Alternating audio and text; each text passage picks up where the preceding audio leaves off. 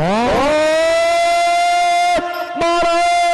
ยออกมาแล้วคู่นี้มันสำคัญที่ผู้ใดชนะได้ไปลินต่อห้อพ้องชนะเลิศเป็นการพบกันระหว่างเหือสวงเหือนแผนเมืองฟ้าขอนสวรรค์อยู่รองน้ำวังมาพบกับเหือส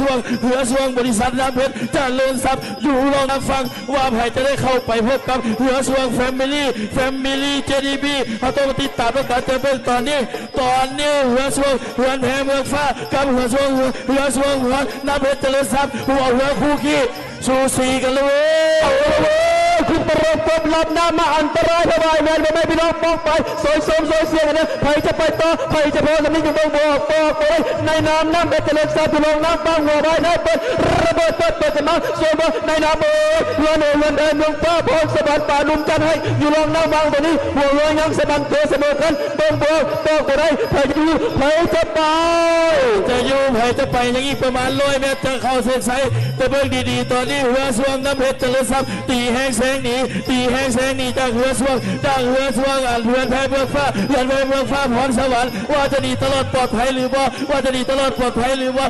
เอาแล้วน้ำเพชรจะเซงเข้า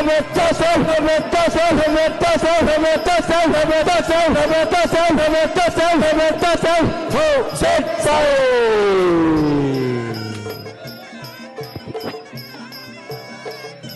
เดี๋ยวโดยผู้ตัดสินจากคณะกรรมการเจ้า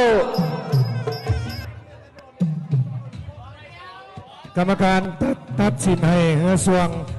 น้ำเพชรเจริญทรัพย์เข้าไปห้อพ้องชนะเลิศเจ้าน้ำเพชรเจริญทรัพย์เป็นเฮือชนะไป